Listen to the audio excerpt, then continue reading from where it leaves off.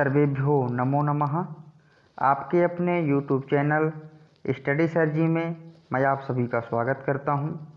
आज हम इस वीडियो के माध्यम से NCERT की कक्षा 6ठी की संस्कृत पुस्तक रुचिरा के 5वें पाठ वृक्षाह को पढ़ेंगे। पाठ पढ़ने से पहले आप लोगों से अनुरोध है, यदि आप हमारे चैनल पर नए हैं अथवा अभी तक चैनल को सब्सक्राइब नहीं किया है तो कृपया चैनल को सब्सक्राइब करें, बेल आइकॉन भी दबा लें ताकि आने वाली वीडियो का नोटिफिकेशन आप तक पहुंचता रहे। तो आइए शुरू करते हैं हम आज की इस वीडियो को, जिसमें हम पढ़ेंगे पंचमः पाठः वृक्षाः।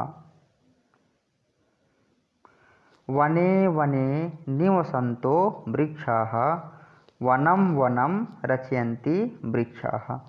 वने वने अर्थात प्रत्येक वन में, प्रत्येक जंगल में, निवसन्तो निवास करते हुए, वृक्षाः पेड़ हो। प्रत्येक वन में कौन निवास करते हैं? वृक्षाः। ठीक है, पेड़ क्या करते हैं? प्रत्येक वन में निवास करते हैं।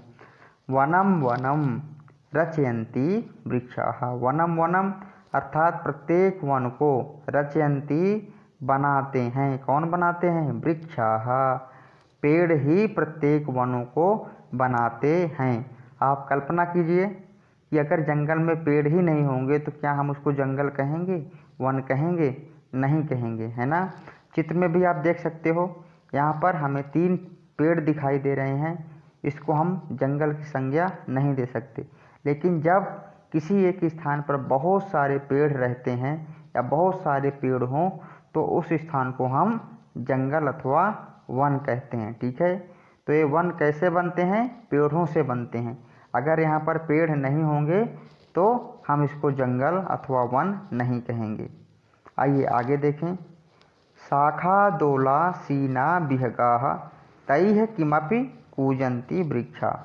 शाखा दोला, शाखा अर्थात पेड़ की टहनी, दोला झूला, आसीनः बैठे रहते हैं। कौन? विहगाः पक्षी। पेड़ की शाखाओं में डोला बना करके अथवा घोंसला बना करके, विहगाः आसीना पक्षी बैठते हैं अथवा बैठे रहते हैं। पक्षी कहाँ बैठते हैं? अपना घोंसला कहाँ बनाते हैं? पेड़ में ही बनाते हैं ना। तैः किमपि कूजन्ति वृक्षा। तैः उनके द्वारा, किमपि कुछ भी, कूजन्ति कूकते हैं अथवा आवाज़ करते हैं, वृक्षाः पेड़। उन पक्षियों के द्वारा ही कुछ भी आवाज़ अथवा ध्वनि पेड़ निकालते हैं, कूजते रहते हैं, आवाज़ करते रहते हैं। कहने का तात्पर्य यह है, पक्षी पेड़ में बैठते हैं और वहाँ पर कूकते हैं, आवाज़ करते हैं, तो ऐसा प्रतीत हो रहा है कि उन चिड़ियों के माध्यम से पेड़ स्वयं कूंज रहा है अथवा आवाज़ कर रहा है। आइए आगे देखें। पिबन्ति पवनं जलं सन्ततं साधुजना इव सर्वे वृक्षाः। पेड़ हमेशा क्या पीते हैं? पवनम जलम, हवा को, और जलम अर्थात पानी को। पिबन्ति पीते हैं, सन्ततम हमेशा। कौन? वृक्षाः। जो वृक्ष हैं, जो पेड़ हैं, वो हमेशा हवा और पानी को ही पी करके जीवित रहते हैं। साधुजना इव सर्वे वृक्षाः। सर्वे वृक्षाः अर्थात सभी पेड़ हो। साधुजना इव सज्जन लोगों के समान होते हैं, अर्थात अच्छे लोगों की तरह होते हैं। अच्छे लोग कैसे होते हैं?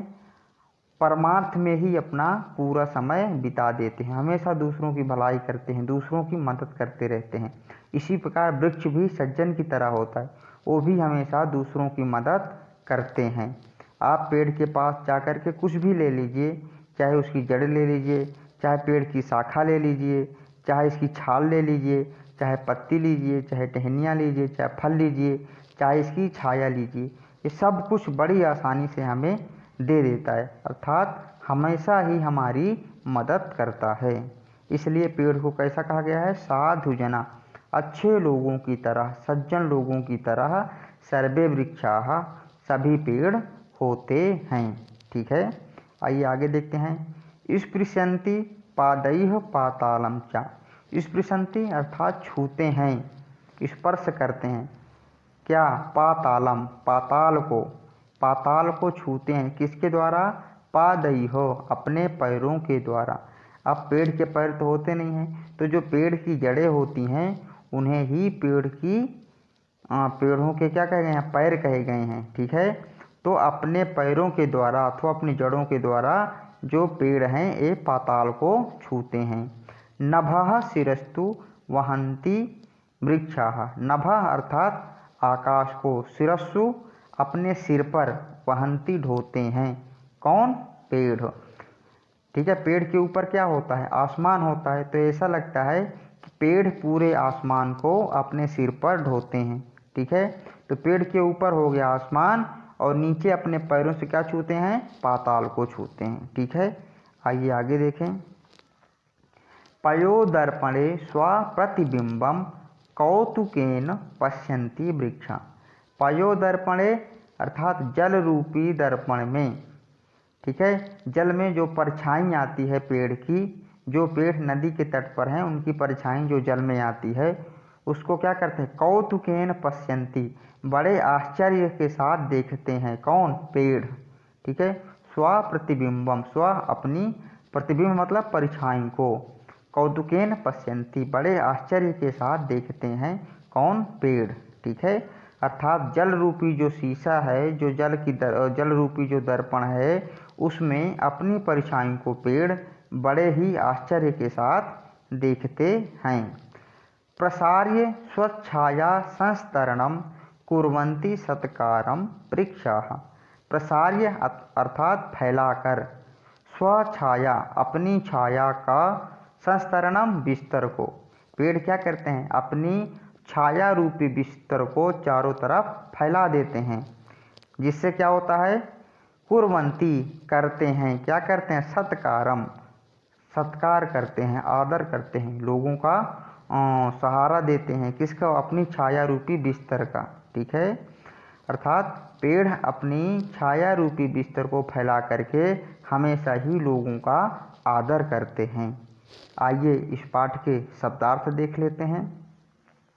वने वने प्रत्येक वन में, निवसन्तः रहते हुए अथवा निवास करते हुए, रचयन्ति रचते हैं अथवा बनाते हैं, शाखा टहनियाँ, डोला झूला, आसीनाः बैठे हुए, विहगाः पक्षीगण, किमपि कुछ भी, कूजन्ति कूकते हैं, संततम निरंतर, साधुजना तपस्वी लोग, इव की तरह, पिबन्ति पीते हैं, स्पृशन्ति स्पर्श करते हैं, नभः आकाश को, शिरस्सु सिर पर, वहन्ति ढोते हैं, पयोदर्पणे जल रूपी दर्पण में, स्वप्रतिबिंबम अपने प्रतिबिंब को, पश्यन्ति देखते हैं, कौतुकेन आश्चर्य से, प्रसार्य फैलाकर, स्वच्छाया संस्तरणम अपनी छाया रूपी बिस्तर को, सत्कारम आदर। आइए एक बार पुनः इस कविता को पढ़ते हैं। वने वने निवसन्तो वृक्षा, वनं वनं रचयन्ति वृक्षा, शाखादोला सीना विहगा, तैः किमपि कूजन्ति वृक्षा, पिबन्ति पवनं जलं सन्ततं, साधुजना इव सर्वे वृक्षा, स्पृशन्ति पादैः पातालं च, नभः शिरस्सु वहन्ति वृक्षा। पयोदर्पणे स्वप्रतिबिंबं कौतुकेन पश्यन्ति वृक्षा, प्रसार्य स्वच्छाया संस्तरणं कुर्वन्ति सत्कारं वृक्षाः। तो इस तरीके से हमने इस पाठ को पूरा पढ़ लिया है। आशा करता हूँ आपको ये पाठ समझ में आ गया होगा। आप इसी तरीके से हमारे चैनल के साथ बने रहिए, देखते रहिए, सीखते रहिए। और अगर अभी तक चैनल को सब्सक्राइब नहीं किया तो कृपया चैनल को सब्सक्राइब कीजिए। वीडियो देखने के लिए बहुत बहुत धन्यवाद।